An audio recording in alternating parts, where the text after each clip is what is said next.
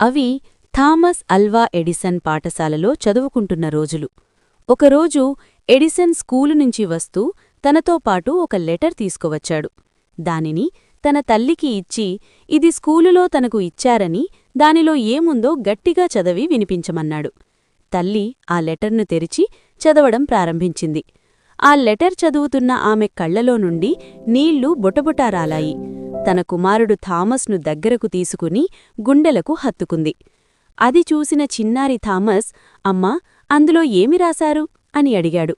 అప్పుడామె ఆ లెటర్ను బిగ్గరగా చదవడం ప్రారంభించింది.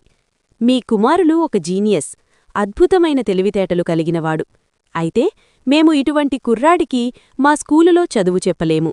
ఇక్కడ థామస్కు చదువు చెప్పగల సరైన ఉపాధ్యాయులు లేకపోవడమే దానికి కారణం. అందుకే థామస్కు మీరు ఇంట్లోనే చదువు చెప్పండి అని రాశారు అంటూ ఆమె థామస్కు చెప్పింది. ఆ రోజునుంచి థామస్ ఇంట్లోనే తన తల్లి వద్ద చదువు నేర్చుకున్నాడు. తల్లి థామస్ చదువు గురించి శ్రద్ధ తీసుకుని అతడిని ఒక గొప్ప మేధావిగా తీర్చిదిద్దింది. తరువాతి కాలంలో థామస్ ఎడిసన్ ప్రపంచంలోనే గొప్ప ఆవిష్కర్తగా మారారు. కరెంటు బల్బును కనిపెట్టి ప్రపంచానికి వెలుగులను పంచడమే కాకుండా 1093 నూతన ఆవిష్కరణలపై పేటెంట్ పొందాడు.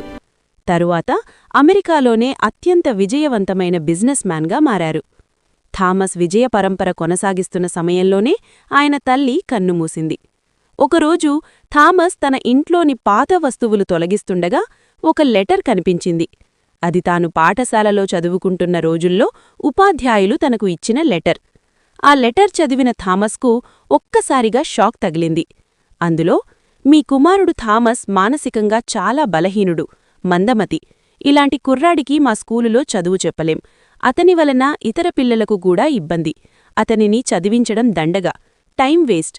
అతనికి చదువు ఆపేసి ఇతర ఏదైనా పని నేర్పండి అని ఉంది. ఈ లెటర్ చదవగానే ఉద్వేగానికి లోనైన థామస్ కన్నీళ్లు ఆపుకోలేకపోయాడు. అప్పుడు థామస్కు తన తల్లి పడిన ఆవేదన, తన కుమారుడిమీద నమ్మకంతో తనే గురువుగా మారి చదువు చెప్పిన వైనం, తనను ఇంతవాణిని చేయడానికి ఆమె పడిన కష్టం గురించి అర్థమైంది.